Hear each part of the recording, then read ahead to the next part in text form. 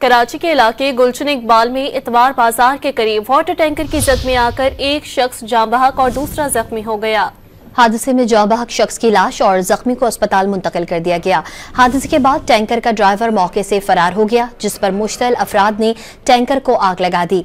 Police ने tanker जलाने वाले एक शख्स को गिरफ्तार कर लिया।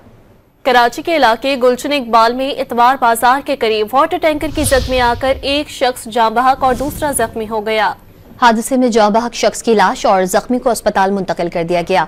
हादसे के बाद टैंकर का ड्राइवर मौके से फरार हो गया, जिस पर मुश्तल अफराद ने टैंकर को आग लगा दी।